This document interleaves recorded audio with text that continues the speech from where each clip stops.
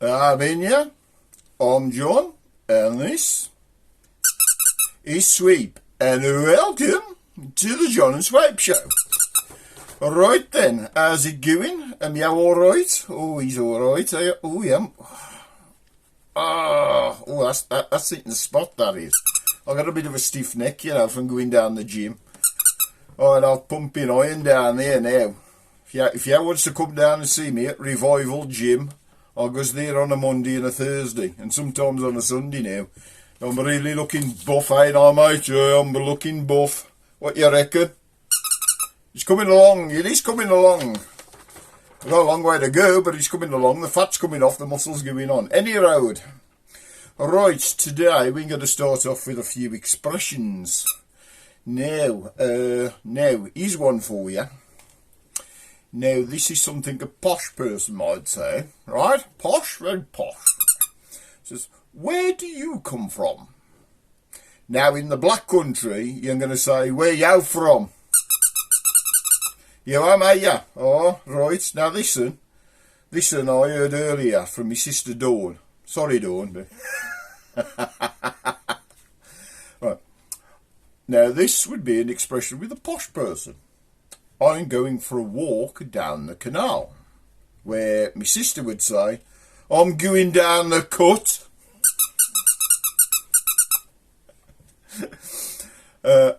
As it's quite hot, you might hear something like, I'm very thirsty. May I have a glass of beer? Where in the black country, I'm spitting feathers, gives a pint, will you? Yeah, exactly. Well, you want a bowl of water? Well, you're going to have to wait.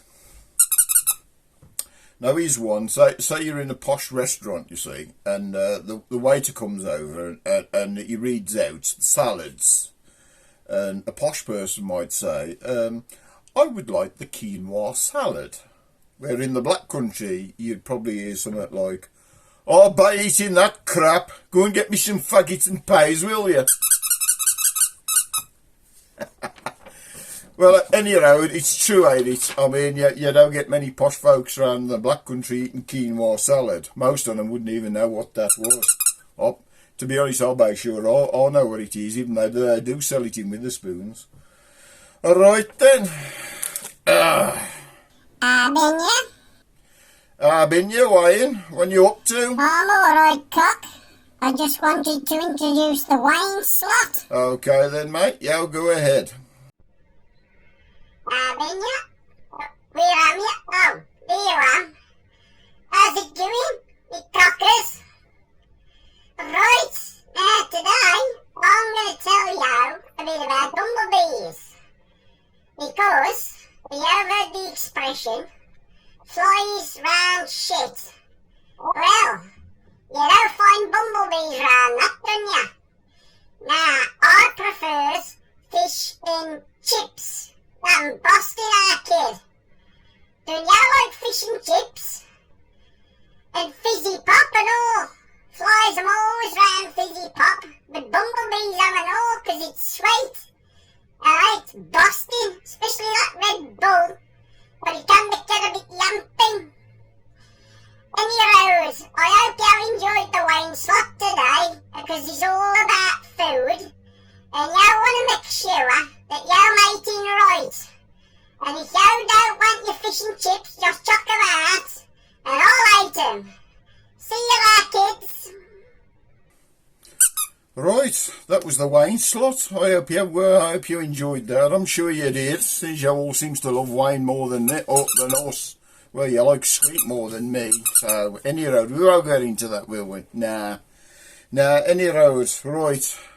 Now, I think today's theme's pretty much food, It's so, I was thinking earlier about black country food and what's typical. You want food?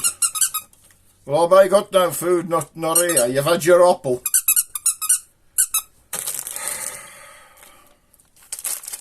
What you got? Teddy Gray's herbal tablets. You want one? These are Teddy Gray's herbal... Look here, these are close up. Teddy Gray's herbal tablets. Was that nice? You likes them? You know, I should actually get royalties from Teddy Grade. Oh God, they am nice. You can't get them everywhere, I tell you. But they am nice. Hold on. Right. Hang on, you ain't found these under the sofa or anything, have you? You dying? Somebody chucked them in the bit. Thanks. You haven't picked anything up now, you? Any road. Right, where was we? Oh, well. Somebody made a post on Facebook the other day, like, it's a typical tea, like a Sunday tea, right? Now, what it had was tinned ham, or tinned spam, couple of thick slices of that, right, on some bread and butter, right, and you sticks a bit of brown sauce on there, or a bit of mustard, whatever tickles your fancy, right. And then you has a bowl of soak. Don't you know what soak is, right? Now, for folks out there who don't know what soak is, right? When you do, you get some great big onion, and you slices that up, and then you slices up some cucumber and maybe some tomato, and you bungs it in a dish. And then you pours vinegar all over it, right? And it floats in the vinegar, and it soaks it all up. So they call that a bowl of soak. Now, our mother had never heard of that until I met me dad back in the, must have been like the early 60s, and I went round for tea, and I said, what's that on there? And goes, that's a bowl of soak. He goes, yeah, I don't want to eat that. I don't like it, but some people think he's busting. I mean, I loves it, I does. Yeah, well, you could have it. You could, dogs could have onion. Well, they say they could, but I don't know. Any road, after you've had your spam and your soak, you'd have a tin of fruit, right, with some carnation milk. Now, I don't like milk at all, I really don't, but some people loves it, and they think he's busting, you see. And he's what I come across the other day. I had to find this and funny. It's an old black country dish, and it's called Grorty Dick. Grorty Dick. I mean, bloody hell, it sounds like if you got some of that, you go down the doctor's with it, do you? Hey, doctor, I got Grorty Dick. But it ain't nothing to do with down there. It's something you ate. Groats is like oats, grorty oats on it. So it's an old black country dish. If you mix it or anything like that, yeah, you can write in and tell us about it, you know. Don't be shy. I mean, we won't mention you much. I know what it is. Nobody comments on this show because I'm all afraid. I'm all, oh, God, I write it in. They'll probably pick on me. Go on, you ain't lived until you've had a zinger from the John and Swape show. But it seems to me that back in the day with Black Country, I mean, your typical tea, especially your Sunday tea, you'd have probably a salmon sandwiches or something like that, and then you'd have a pot of tea and some jelly and ice cream to follow. No, jelly and cream, right? Now, I don't know about you lot, but me granddad, that's me dad's dad, he was one of them sort of blokes, right, who would eat bread and butter with anything. Don't matter what it was. He says, if I'm making jelly and cream, I'll still eat bread and butter with it. Now, that was a typical black country thing. It was, I think it spanned back to World War II when you couldn't get anything, you know, so everybody ate bread and butter to fill up on, because it was rationed. So, don't you like bread and butter? Don't you? Unless you comes from Dudley and you has bread and lard. Don't you have bread and lard or bread and dripping? Oh, busting that out. I used to eat bread and dripping when I was a kid. I'll tell you, I used to eat it that fast. It gave me indigestion.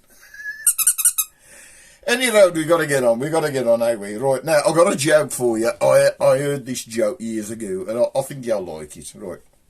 It's about two black country blokes, right. Now, they was born, one was born, right, he got a great big eye, massive eye, right, and the other one, his brother, got a great big ear hole. Any road, they get sick of the black country, and because folks is making fun on them, as you probably would. You would back then. You won't so much now, but you would back then. Anyhow, that they ended up down on the south coast, right, and they got themselves a job on board ship. And the captain comes along and he looks at him, he goes, right, he goes, you two, I want you up in the crow's nest. He says, you with the big eye, you can be the lookout, you sees any land or any ships or anything, you tell me. And you with the big ear hole, he says, so I want you to listen out. He goes, any signs of mutiny on board ship, you report it to me right away. He says, oh, all right then. And they've been at sea for days and days and days on end. All of a sudden, the fella with a big eye, he goes, oi mate, he goes, I don't think I'm interested, but there's a big ship over there. So the captain gets his telescope out, he's looking through the telescope, and there's a tiny little speck about that big right on the horizon. He says, I can't make that out, I don't know what it is. And the fellow with the big ear says, it's a French vessel it is. He says, how do you know that? He says, I can hear them talking.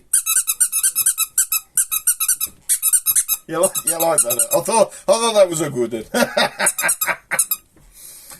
Anyhow, right, so, well, I'm going to do a few thank yous here to some people, right? I likes to mention a few people, even though it might embarrass them. Alright, I'd like to say hello to Eddie. Hello Eddie, how's it going? He's a big fan of yours, isn't he? And then we got Brent and Mary from America. Alright, we got me mate Steve Phillips, who I said last week, he loves you. Even his dog loves you. Right. We got Dazzy Field. We got Darren Mead and the postman. Now then, if he ain't mentioned Postman Darren, so I reckon he either ain't seen this video or he's pretty mad at me. But my sister liked Postman Darren. I need to hear from you. Did you like Postman Darren? I thought he was quite fun. I mean, he cost me £5, so, you know, at least you should have a good laugh out on it. And we got Val. Hello, Val. Hello, Val. How's it going? We got Andy Mundy and his babby Joe. And right, I'm going to mention it. Everybody at the Tipton Sports and Social Club. If we mentions them, Andy might show the videos to everybody in there. So, if you're from Tipton Sports and Social, hello, how's it going? I want to mention John and Eunice Beach. Wow! Now, if you don't know what I mean by that, if you've met there's a bloke, well, no, since I was a kid, named Johnny Beach. Hello, Johnny! And he used to have an expression, you say, wah! You know, it's these soft expressions, you don't get them no more, you know. You really don't, you don't get folks like that no more. It's like soft expressions like, that's the K, that is. Oh, that's the K. Don't you know any soft expressions that folks uses all the time? And, I've got to say hello to me old mate, Philip Davis. Right, now he's probably going to kill me for this. I ain't seen him for years, right? Now, Philip is a bloke I met when I was about 4 years old. He's one of the first kids I ever met when I was at school. And I bumps into him now and again. And I was just going down to the gym on Thursday, and I did, all right, John. And I turns around, and there he is. He's standing across the road. And I walks up and shakes his hand, and he says, I'm enjoying your videos, you know, you and Sweep. Says to me, everybody I'm meeting now, so, I likes John and Sweep, I likes them videos, keep them coming. So if you like some, you got to give us a thumbs up or give us a comment. Please give us a comment. I won't pick on you much. Anyhow, I'm going to finish the show, right, seeing as we've been talking about food. If you does eat right, then you're going to be healthy and you're going to live a long time. Or so they say.